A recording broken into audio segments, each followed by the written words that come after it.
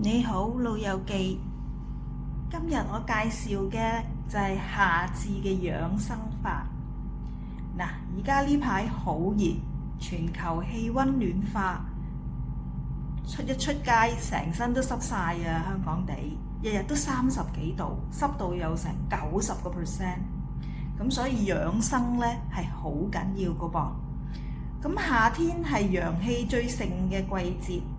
重點我哋需要護心、養陽、清熱、去濕，仲要寧心安神。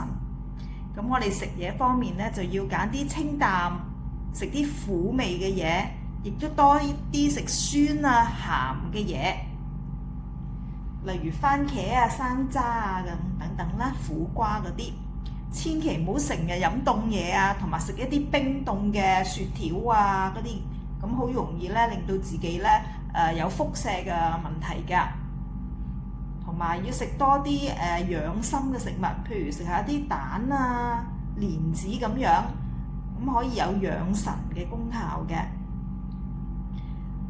咁夏天咧，我哋要食嘅嘢咧係苦瓜多啲啦，葱啊、蒜啊都要加多啲落我哋嘅食物度，同埋夏天咁炎熱咧，周身都冇力㗎，食慾不振，可以適量食啲醋㗎，可以幫助我哋嘅胃口好啲㗎噃。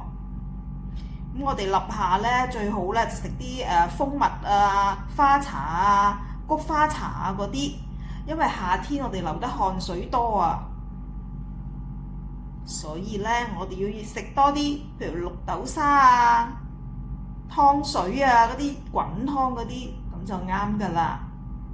茶我哋都可以綠茶啊，嗰啲都可以飲多啲嘅，粥都可以㗎噃。但係粥咧你就飲一碗到啦，因為太多咧升糖指數就高嘅。咁黃瓜嗰啲都係好適宜我哋夏天食㗎噃。好啦，夏天咧我哋都要好好養生啊！老友記，如果中意呢條片嘅，請訂閱、留言、分享俾有需要嘅朋友啦。多謝你哋嘅支持。